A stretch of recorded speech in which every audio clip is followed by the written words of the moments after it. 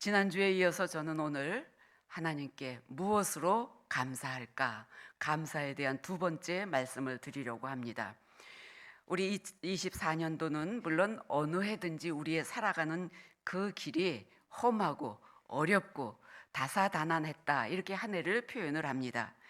그러나 특별히 올해는 세계적인 정치적인 문제, 또 전쟁의 문제, 또 기후의 변화, 그리고 우리나라는 특별히 정치적인, 경제적인 그런 어려움의 시간들이 우리에게 있었습니다. 또 우리 교회적으로 보면은 예상치 못했던 그런 갑작스런 변화로 인해서 여러분들이 참 마음으로 받아들이시기 힘든 그런 시간들이 우리에게 있었습니다. 물론 잘 마무리되기를 우리들이 하나님께서 인도해 주시리라고 믿고 기도하는 중에 있으니 그대로 되리라고 믿습니다. 우리는 이런 어려움들, 내외부적으로 어려운 일들을 하나님께서 왜 우리에게 이런 일들에게 부딪히게 하셨을까? 물론 그 순간은 힘들고 어렵습니다. 그러나 또 한편으로 감사하기는 우리에게 견디어낼 수 있는 힘을 주셨다고 하는 것입니다.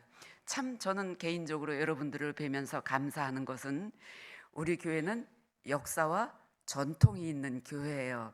제가 종로지방에서 학생 때부터, 신학생 때부터 종로지방에 있었기 때문에 해면교회 역사를 거의 꿰뚫고 있다고 해도 과언이 아닙니다. 전전전전 담임자 오영근 목사님 계실 때부터 쭉, 또 그 전에 광 목사님 계실 때부터 그 과정을 잘 알기 때문에 우리 교회는 결코 어떤 지경에서도 흔들리지 아니하는 하나님께서 택하시고 남겨주신 뿌리예요, 뿌리. 여러분들이 그래서 바람이 불어도 비가 와도 흔들리지 않는 그런 전통 있는 해명교회 성도들이 지금 우리 남은 자들입니다. 그래서 우리 교회는 어려움이 있다고 할지라도 이렇게 흔들리지 아니하고 더 굳건히 하나님이 세워주시는 줄로 믿고 하나님 앞에 저는 감사를 드립니다. 이제 앞으로 남은 시간들 속에서도 훌륭한, 또 우리 교회에 잘 적응하실 수 있는 그런 담임 목사님이 청빙되어져서 더 견고하게 세워지는 그런 우리 해명교회 되기를 기도드립니다. 우리는 그 모든 일이 우리가 계획하는 것 같지만 그 계획을 인도해 주시고 이루어 주시는 분은 하나님이십니다. 사람이 아무리 좋은 일을 계획한다고 할지라도 그대로 되어지는 일은 없습니다. 그래서 우리는 이 모든 일에 우리는 하나님께 맡깁니다. 하나님의 손에 이끌려서 여기까지 왔사오니 하나님 남은 길도 주님 인도해 주시기 바랍니다. 이렇게 기도하시고 마음으로 하나님께 감사하는 시간으로 지나시기를 바랍니다. 우리가 오늘 감사 주일인데 여러분들에게 좀 질문을 드리고 싶습니다. 고선혜 권사님, 대답을 잘하시기 때문에 제가 먼저 질문을 드립니다. 우리 금년에 제일 감사한 일이 무엇이 있으세요? 하나님 앞에. 다른 분도 질문 드릴 거예요. 준비하세요. 뭐가 제일 감사하세요?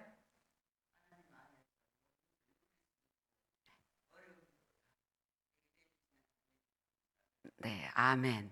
참 감사합니다. 자, 우리 김소영 권사님, 저 2층에 앉아 계시는데 김소영 권사님 뭐 감사하세요, 올해?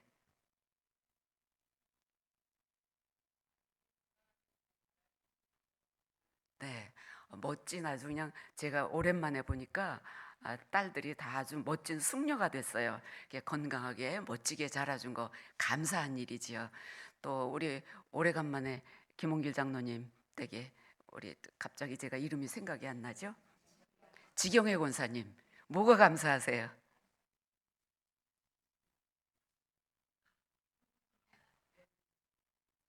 예, 새 식구 들어오게 된 것도 감사하고, 그리고 또 제가 소식을 들으니까 김홍길 장로님 조금 건강에 이상이 있으셨다고 하는데 하나님께서 그 모든 일도 잘 치유해 주시리라고 믿고 감사를 드립니다.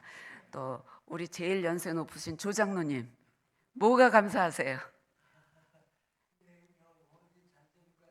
네.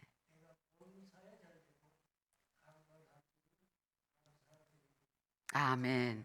역시 신앙의 연륜이 깊으신 장로님답게 그렇게 대답을 해주셨습니다. 그렇습니다. 우리 찬양되는 아름다운 목소리를 주셔서 여러분들에게 찬양을 들려드리고 하나님께 영광 돌리게 하셨으니 감사하시죠? 우리에게 재능 주신 것도 감사. 또 재능이 있어도 건강하지 못하면 그 모든 일이 이루어질 수가 없어요. 근데 하나님 우리를 건강하게 여기까지 오게 하신 것 감사. 우리가 이렇게 감사하는 사람의 얼굴을 보세요. 감사하는 사람은 우리 고선혜 권사님 연세도 높으셔요. 근데 늘 보면 고선혜 권사님 기쁘고 행복해요. 잡수는 것도 전 늘 고선혜 권사님 뵈면서 뭐든지 맛있게 잡수셔요. 그 맛있게 잡수시는 그게 행복이에요. 또 건강한 거 행복해요. 긍정적인 그런 생각을 가지고 감사하시니까 행복하신 것입니다. 우리의 마음에 감사가 없으면 어디에 나타나나요? 얼굴에 나타나고, 그 얼굴만이 아니라 내 마음속에 불평이 생기기 시작을 해요. 그래서 감사가 없는 사람은 행복하지 않은 사람이에요. 늘 자기 자신에 대해서 나는 왜 이렇게 불행할까? 감사가 없는 사람이에요. 감사할 줄 모르는 사람이에요. 근데 여기 앉은 모든 분들이 우리가 입술로 지금 감사를 고백했지만 사실 1년 12달 모든 것이 즐겁고 행복하지만은 않았습니다. 어떤 사람에게는 병으로 인해서 고통스러운 시간도 있었고, 어떤 사람은 경제적인 문제로 인해서 고통스러운 시간이 있었고, 아직도 이런 여러 가지 일들로 인해서 어려움을 겪고 있는 그런 여러분들이 계실 것입니다. 그러나 오늘 그런 모든 어려움 속에서도 하나님께서 오늘 우리를 이 자리로 인도해 주시고, 그리고 예배할 수 있게 해주신 것 감사합니다. 이것이 우리에게 주시는 하나님의 선물인 줄로 믿습니다. 우리 일상적인 생각을 한번 바꾸어서 해보시기 바랍니다. 요즘 젊은이들이 유행하는 것, 옷도 옛날에 할머니, 어머니가 입었던 옷, 그거 다시 입어보는 거, 옛날 감성을 느껴보는 거, 또 차도, 자동차도 지금 현대 잘 나오는 차들이 얼마나 많아요. 그런데 그런 차들보다는 너무나 옛날에 정말 폰이 그 자동차 가격이 엄청 비싸대요. 그러니까 옛날 감성을 우리가 느껴보자. 이게 젊은 사람들의 요즘 유행이라고 그래요. 전 잘 모르지만 그냥 이렇게 들은 풍월에 의하면. 그런데 그런 것들뿐만이 아니라 우리가 모든 생활을 뒤로 돌아가서 1960년대, 70년대를 겪어온 전쟁 이후에 어려웠던 그 시기를 겪었던 우리들은 그것이 그때로 다시 돌아가서 살으라고 하면 어떻게 살까? 그런 생각을 하죠.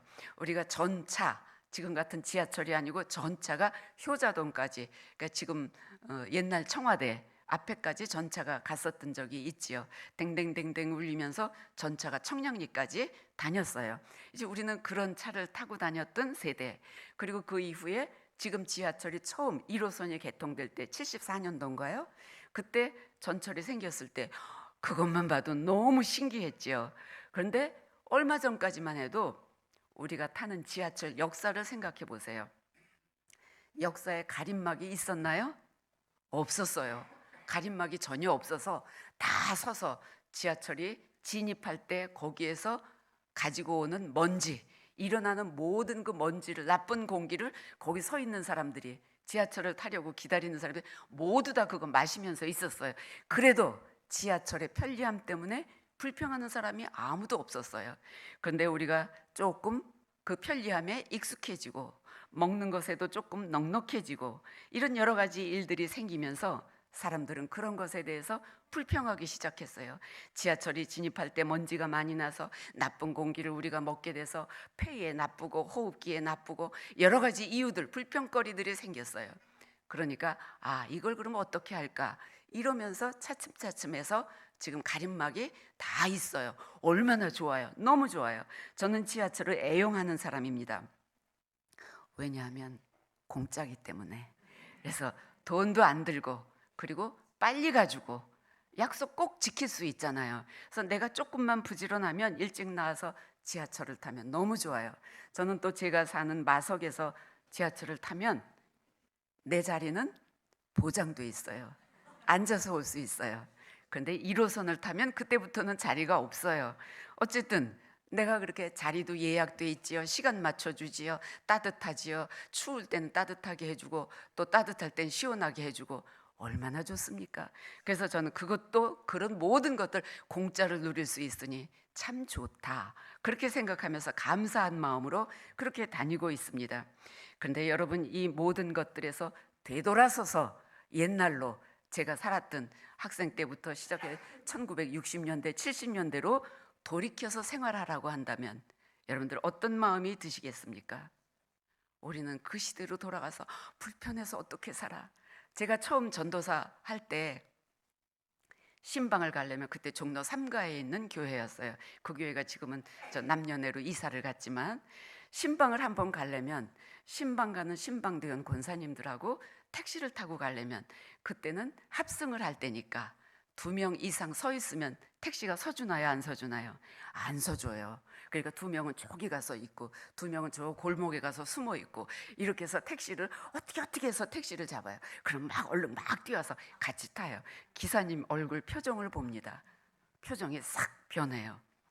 그러면 또 가다가 주소를 가지고 집을 찾아야 되는데 때로는 모를 때가 있잖아요. 기사님 이렇게 가는데 기사님 얼굴이 이만큼 막 아주 그 불평스러운 그 모습을 보게 돼요. 그 미안해서 골목은 들어가자 소리도 못하고 그냥 여기 세워주세요. 그리고 그때부터 이제 그 우리 권사님들을 모시고 주소를 가지고 집을 찾아다니는 거예요. 비가 올 때는 또 얼마나 힘들어요. 그런데 또 시어머니 전도사님이 계셨어요.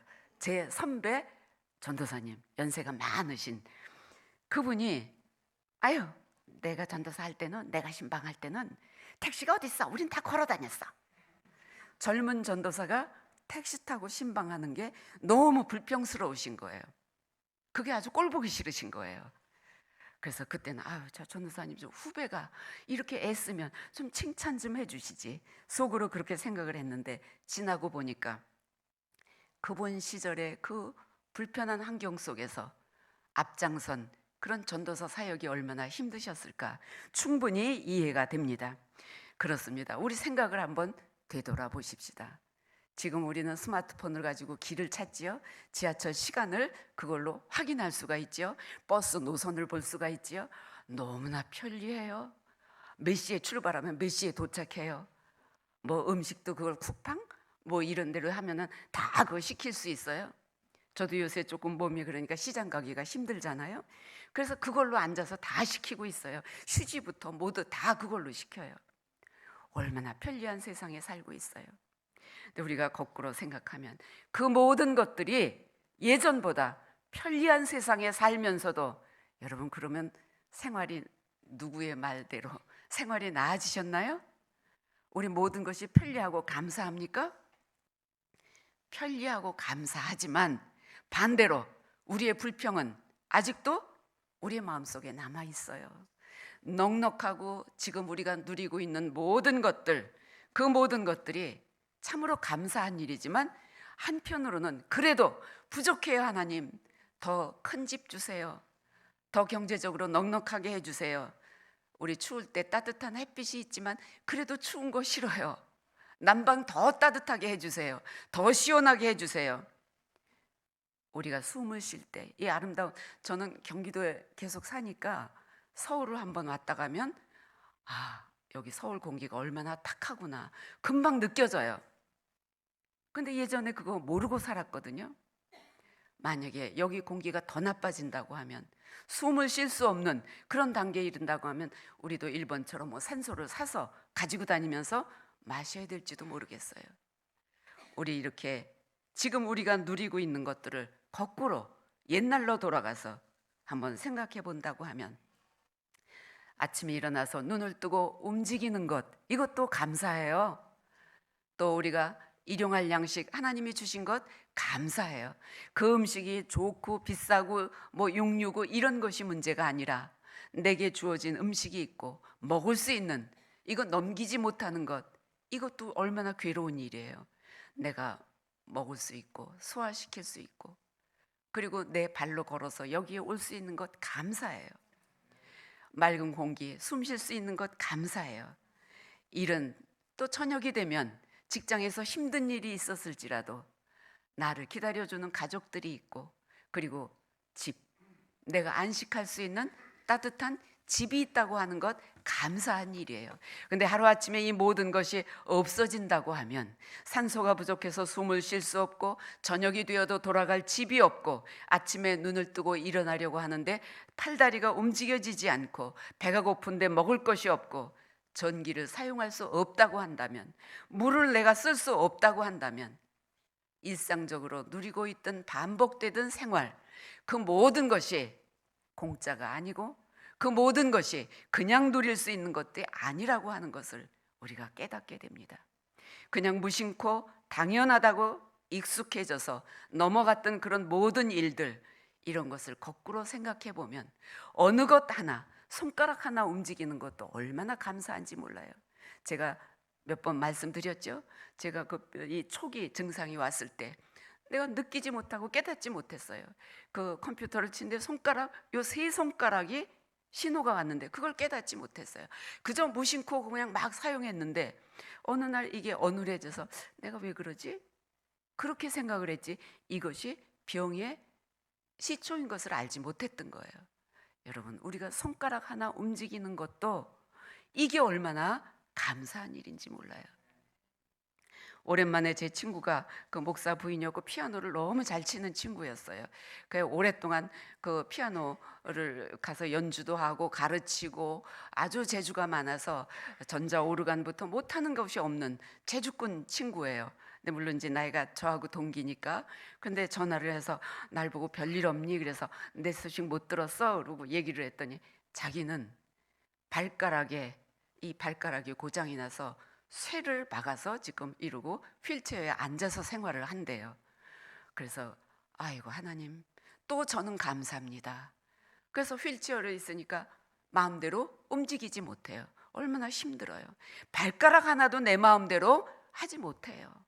발가락 하나 움직이는 것, 손가락 하나 움직이는 것, 그 모든 것들 다 당연한 것인 줄 우리는 이렇게 생각하고 우리 모든 것을 누리며 살았어요. 지금까지. 돌이켜서 우리가 내 삶을, 내 생활을 돌이켜 본다고 하면 그 모든 것, 당연한 것으로 알았던 그 모든 것들이 얼마나 감사한 일입니까? 이렇게 생각하면 내가 물질에 많고 적음, 좋은 집, 좋은 직장, 조금 힘든 직장, 이런 것들은 아무것도 아니라고 이렇게 생각하며 오늘 찬양해 주신 것처럼 모든 것에 감사합니다. 범사에 감사합니다. 이렇게 고백하지 않을 수 없습니다. 오늘 우리가 함께 읽은 구약성경 창세기 4장 1절부터 나오는 말씀 소개해 드렸습니다. 이건 우리 성경의 기록 중에 최초로 하나님께 예물을 드리는 감사 제사의 기록이에요. 처음 그 사람으로, 인간으로 만들어 받은 그이들을 통해서 얻어진 난 가인과 아벨 두 아들이 하나님께 제사를 드리게 되었습니다.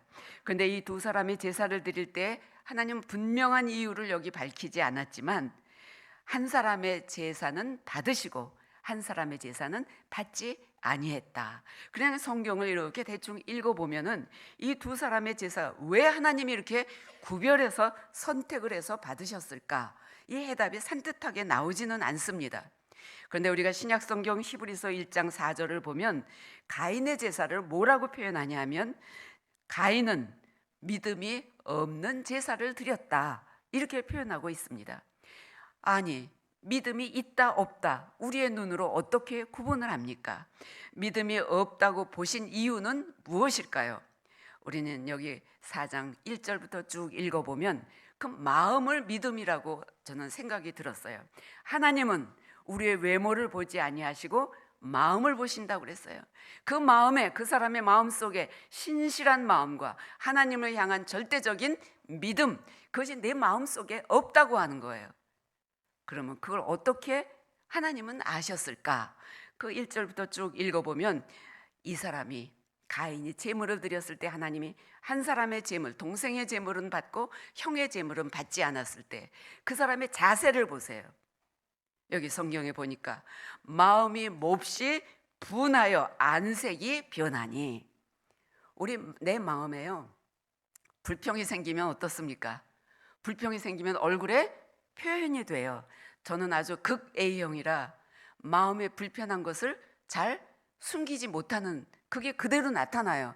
그래서 저 사람이 저만 그런 것이 아니라 그런 분들 많이 계시죠. 이거를 잘 포장을 잘하는 분들도 계셔요. 그 이제 그 사람의 성품과 성격, 그 취향에 따라서 달라지겠죠. 그런데 하나님은 그걸 다 보셔요. 얼굴 색을 보시고 마음을 보셔요. 그 마음을 보시면서 내가 하나님께 예물을 드렸는데 하나님이 받지 아니하심으로 동생의 제물만 받는 것을 보고, 그리고 하나님 제가 뭘 잘못했을까요? 하나님 제가 뭘 실수했을까요? 부모님에게도 그렇지 않습니까? 부모님이 자녀들을 다 양육할 때 첫째, 둘째, 셋째 각기 달라요. 근데 똑같은 말을 해도 금방 내가 뭘 잘못했구나. 엄마 나 이거 고칠게요. 엄마 나 이거 안 할게요. 이렇게 이야기하는 사람이 자녀가 있는가 하면 어떤 자녀는 끝까지 내 고집으로 버티는 자녀가 있어요. 내가 옳은 것 같은 거예요. 되돌아보면 내가 이거 잘못했구나. 뒤늦게 깨달아요. 근데 여기 보면 가인은 자기의 잘못을 하나님께서 뭔가 왜 내 재물을 안 받으셨을까? 그것은 누구에게서 찾아야 돼요? 나에게서 찾아야 돼요. 그래서 우리는 성경에서는 뭐라 그러냐면 회개라고 하는 거예요. 회개. 나를 돌아보는 거예요. 내가 뭘 잘못했을까? 돌이켜보는 거예요. 원인을 나에게서 찾아야 되는데 가인은 하나님 왜 내 재물은 받지 아니하십니까? 아벨을 미워하는 마음이 생기고 하나님을 원망하는 마음이 생겨서 그 마음에 분노가 일어나서 얼굴빛이 변하였더라. 그런데 이 분노, 마음속에서부터 일어난 분노의 마음이 결국 어떻게 했죠? 자기의 동생을 죽이는 엄청난 그런 결과를 빚어낸 거예요. 이게 바로 마음이고 하나님을 향한 믿음의 분량인 거예요. 이렇게 가인을 향하여서 우리 7절에서 보면 내가 분함이 어찌 미냐, 내 안색이 변함이 어찌 됨이냐, 내가 선을 행하였다면, 내 마음속에 거리낌이 없다고 하면 어찌 내 앞에서 낯을 들지 못하겠느냐. 내 마음속에 이미 너는 선을 행하지 아니하므로 죄가 문에 엎드려 있느니라. 그 마음속에 이미 죄가 가득했다고 하는 것입니다. 우리의 마음속에 우리의 생각에 악한 것이 들어가는 것, 이것은 바로 뭐예요? 내가 그것을 다스릴 수, 죄가 없는 사람은 없어요. 그런데 하나님이 원하시는 것은 우리의 죄를 다스리는 거예요. 하나님의 말씀으로, 기도로 다스리는 거예요. 악한 것은 자라지 못하게 하고 선한 것은 더 크게 자라게 하는 것, 이것이 믿음의 분량이에요.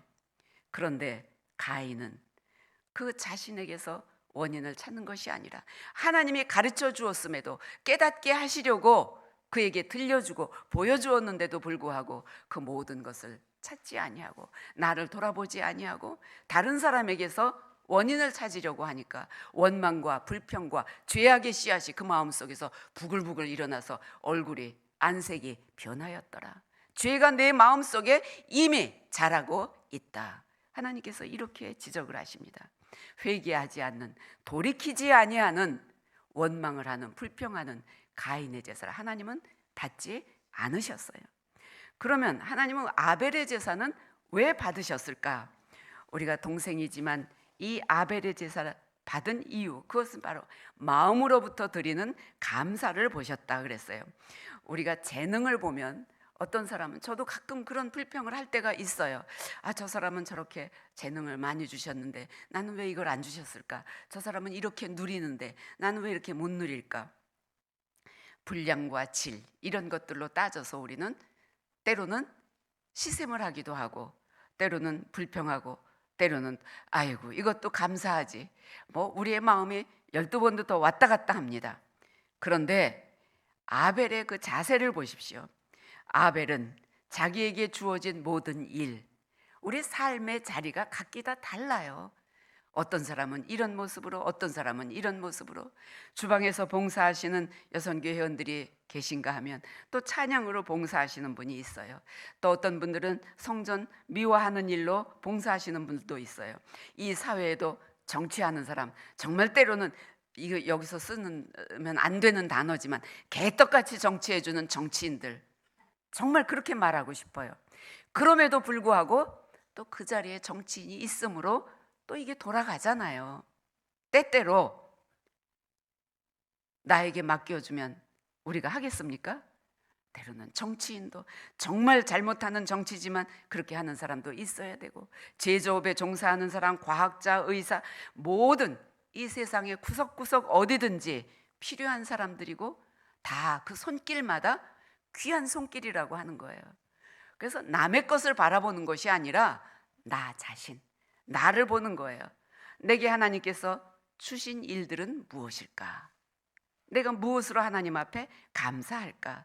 내게 주신 능력, 재능, 나의 삶의 자리에서 감사함으로 신실하게, 나 왜 이런 거 주셨어요? 불평하는 것이 아니라, 하나님, 내가 이것으로 드릴 수 있게 하시니 감사합니다. 내가 예배의 자리에 와서 앉아 있을 수 있으니 감사합니다. 여러분들 오늘 오실 때 교통이 많이 불편하셨잖아요. 그런데 걱정하지 마세요. 조금 늦게 오셨어도 하나님은 다 아셔요. 우리 집에서부터 출발해서 저도 주일 교회 오려면은 그 전날 내일 이 옷을 입어야 되겠다, 이걸 미리 다 준비를 해놓지요. 또 설교 준비한 원고를 챙겨서 혹시 또 잊어버리고 올까봐, 그래서 거기다 다 식탁에다가 줄줄이 오늘 가지고 와야 되는 것 이렇게 늘어놔요. 그래서 헌금 준비하고 원고 준비하고 찬송 성경 준비해서 놨다가 그 다음날 가지고 와요. 우리가 하나님께 예배하는 거는 이 자리에 와서 앉아 있는 것 귀한 일이에요. 그런데 하나님은 이 자리에 한 시간만이 아니라 마음으로부터 준비하는 그 시간부터 우리의 내면 믿음을 보시는 거예요. 그래서 멀리 익산에서부터 준비하시는 분들 새벽부터 일어나요. 그 전날부터 준비해요. 그 오시는 걸음걸음 하나님이 동행하시는 거예요. 그 하나님께 예배는 이미 드려지는 거예요. 여기에 모여서 지금 우리가 찬송하고 설교 듣고 찬양하고, 이거는 하나의 형식을 따라서, 형식을 쫓아서 예배 드리는 거예요. 근데 이 모든 것이 그러면 형식만 있으면 되지 않냐? 아니에요. 하나님이 원하시는 것은 기름, 제물도 준비하고 내 마음으로 이미 집에서부터 오는 거, 그게 마음으로 준비하는 거예요. 그 걸음을, 이게 하나님께 드리는 예물이에요. 우리 후배들을 만나면 가끔 그런 얘기를, 어쩌다 될 수 있으면 나이 먹은 사람, 은퇴한 사람 말 많이 하지 말라 그래요. 그래도 지금 저도 또 말이 많습니다. 목회자들이, 젊은 목사들이 어떻게 하면 내가 큰 교회 갈 수 있을까? 내가 어떻게 하면은 교회가 부흥할 수 있을까? 예전부터 이렇게 도와주던 교회, 작은 교회가 있는데 20년이 넘었는데도 정말 조그만 교회예요. 얼마나 그 마음이 안타깝겠어요. 왜 그런 지금 교회가 부흥되기를 원하고 목사님이 열심히 하는데 참 안타까워요. 소식을 들을 때마다 안타까운 마음이 들어요. 그러나 어떤 장로님이 거기, 아니 목사님 몇십 년 도와줬는데 부흥하지 못하는 교회를 뭘 계속 도와야 됩니까? 장로님, 아니에요. 도와주세요. 도와주세요. 참 어렵습니다. 어렵지만 그 교회를 붙들고 있는 그 목사님이 더 귀해요. 여러분, 우리가 급하게 생각하면요, 목회는 단거리를 달리는 선수가 아니에요. 목회는 장거리를 달리는 일이에요. 그래서 목사는 그 되어지는 열매는 하나님께서 주실 거예요. 나는 어떤 환경에 있든지 큰 교회, 서울 그런 것만 바라보는 것이 아니라 내게 주어진 자리에서 하나님, 한 생명을 구하고 한 생명을 사랑하는, 이것이 귀한 일입니다. 하나님 내게 주신 사명입니다. 이렇게 생각해서 내 주신 능력과 형편과 모든 것을 다해서 내 자리에서 신실하게 감사함으로 나아간다고 하면 하나님은 분명코 좋은 결실을 주시리라고 믿습니다. 때를 따라서 하나님은 이렇게 우리에게 나눌 수 있는 넉넉함도 주시지만 때로는 내가 도움 받게도 하시고, 그리고 건강하게 하시고 여기까지 인도하시는 하나님, 그때 우리는 하나님께 감사하다, 말로만 감사하는 것이 아니라 하나님께 표시해서 보여드려야 돼요. 우리 자녀들이 직장에 가면, 첫 직장에서 월급 받으면 어떻게 하죠? 부모님께 선물을 사오죠. 근데 그 선물이, 너는 뭐 이런 거 사오니? 좀 큰 거 사오지, 좋은 거 사오지, 명품 사오지. 여러분들 그렇게 하십니까? 아마 여기 계신 분들은 모두가 그렇게 하지 않으실 거예요. 양말 한 켤레만 사와도 너무 기쁘고 감사할 거예요. 제가 목회하는 동안에 우리 교회에서는 장학금을 지급해 주는 그런 제도가, 참 아름다운 그런 제도가 있어요. 그런데 우리 교회에서 자란 청년, 성균관대학교 학생인데 여기 와서 봉사도 하고 그랬어요. 근데 그 청년이, 우리가 참 이게 귀한 일이에요. 그 청년이 졸업하고 이제 시험을 봐서 그 판검사 되는 시험에 합격을 했어요.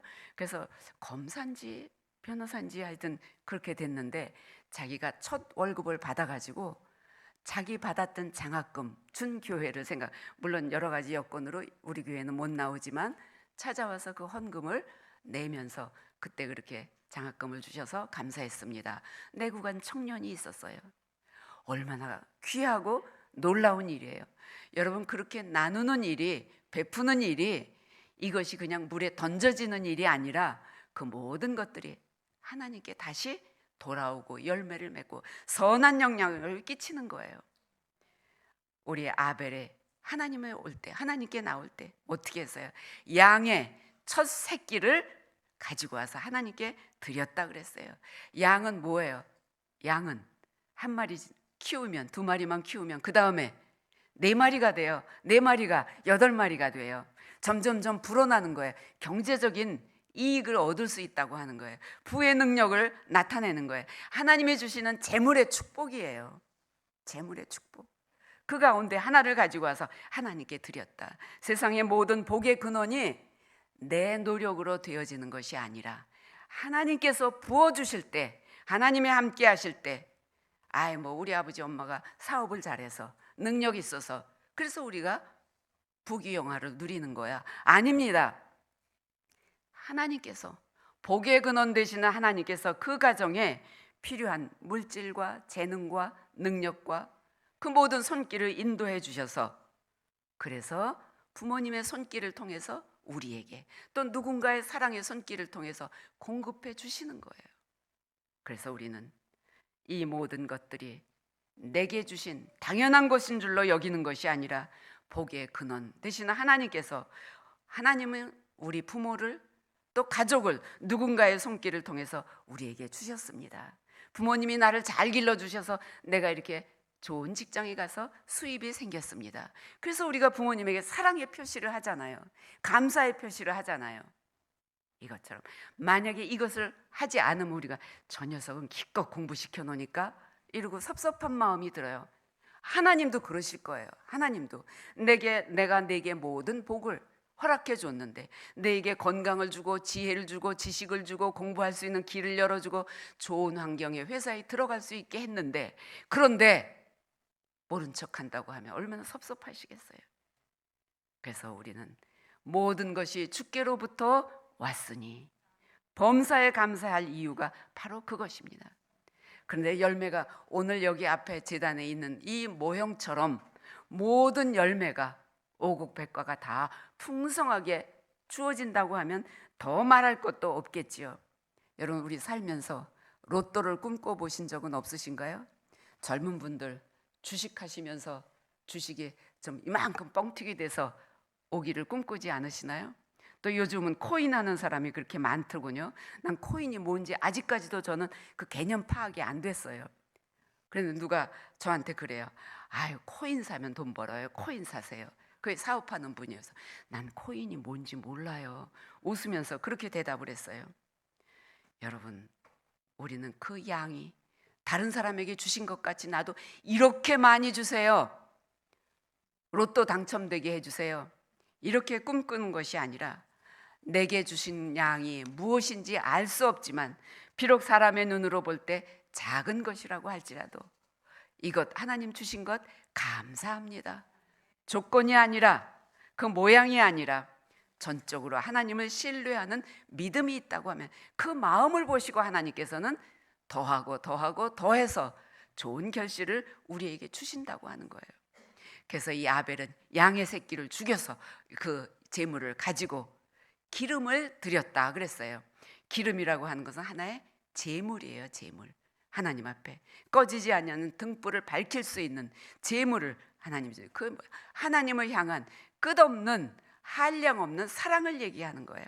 하나님이 나를 이렇게 사랑해 주셨으니, 하나님의 사랑을 표현할 때 우리 목사님들이 축도하실 때 그 표현을 많이 쓰시죠. 한량 없는 하나님의 은혜, 한량 없는 하나님의 사랑. 그 말을 많이, 한량이 없다, 끝없는 사람끼리도 약속할 때 100년 해로 약속할 때 뭐 그렇게 얘기하지만 끝까지 그렇게 정말 합니까? 안 하는 사람들이 요즘에 너무 많아요. 물론 형편과 처지가 다르지만은, 그런데 하나님은 복의 근원 되시는 하나님, 나를 신뢰하고 전적으로 내 마음 가운데 하나님만을 믿고 순종하고 말씀으로 자기를 다져갈 때 내 마음의 죄악이 자리 잡지 아니하도록 다스려 주신 하나님, 내가 잘해서 얻은 것이 아니라 하나님이 내게 주셔서 복의 근원 되시는 하나님이 나를 여기까지 인도해 주셔서, 그래서 내가 여기까지 왔습니다. 하나님 감사합니다. 전적인 신뢰, 이것을 하나님은 기뻐 받으셨다고 하는 것입니다. 우리가 이런 마음의 자세, 사랑이 없다고 하면 그 형식적인 예배는 아무 소용이 없어요. 교회 와서 아무리 아름다운 찬양을 드려도, 교회 와서 봉사를 열심히 해도, 아무리 물질을 드려도 마음에 가인같이 신뢰와 전적인 믿음이 없다고 하면, 악이 먼저 자란다고 하면, 그것을 다스리지 못, 제어하지 못하는 분노가 일어난다고 하면, 여러분 이 가인의 얼굴을 분노, 내가 어찌하여 내 얼굴에 노하느냐? 근데 결국은 그 결과로 동생을 죽였잖아요. 한 가지 예만 제가 말씀을 드리려고 합니다. 우리 마가복음 3장 1절부터 5절까지 보면 안식일에 예수님이 손 마른 사람을 만났다 그래서 장애인을 만났어요. 그래서 그 사람을 보고 예배드리러 안식일 날 들어가시다가 그걸 보고 그냥 지나칠 수가 없어요. 사회적 약자예요. 그때 예수님이 그 사람에게, 예수님이 율법을 모르시나요? 그런데 그 자리에 서서 안식일에는 너희가 일하지도 말고 먹지도 말라, 다 아셔요. 그런데 거기에 서서 그 사람의 병을 고쳐줬어요. 그랬더니 그 주변에 있던 바리새인들과 율법학자들이 뭐라 그랬어요? 안식일에 내가 규칙을 지키지 않는 너, 이게 무슨 일이냐?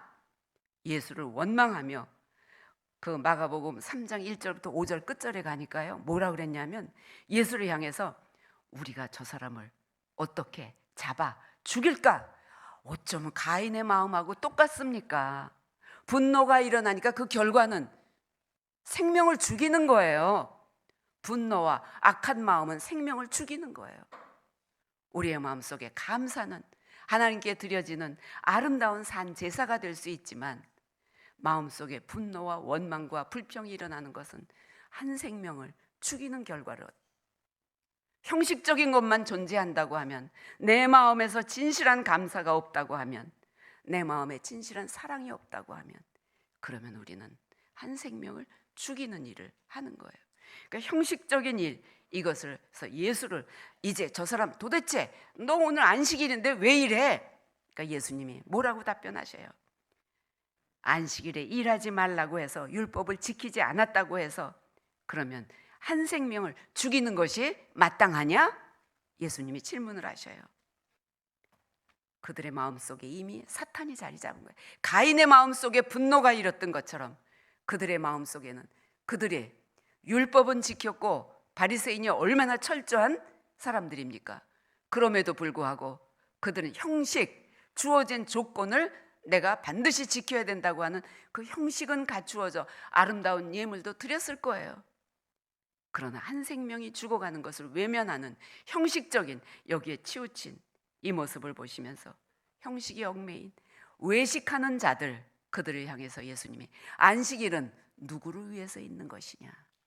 여러분, 원망과 불평은 한 생명을 죽이는 일이 되는 것입니다.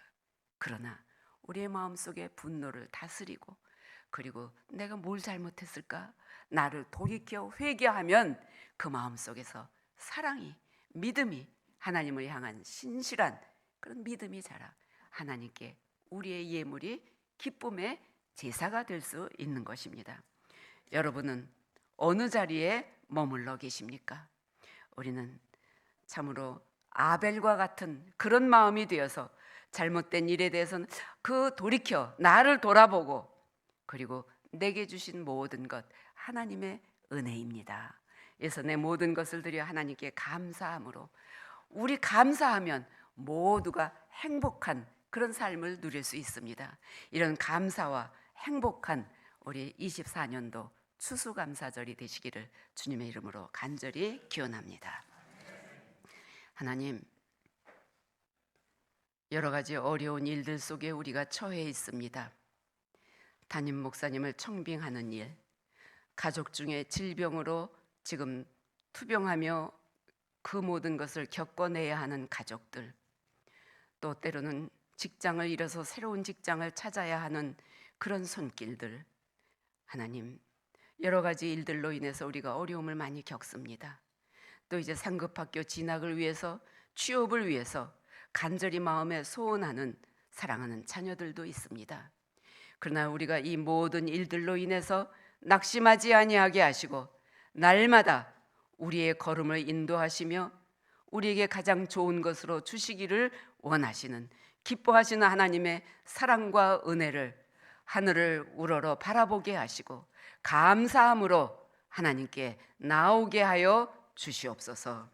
우리의 마음이 치유되고 우리의 삶이 회복되고 그리고 소망을 가지고 주님께로 달려갈 수 있는 은혜의 계절이 되게 하여 주시옵소서. 감사하며 예수님의 이름으로 기도합니다.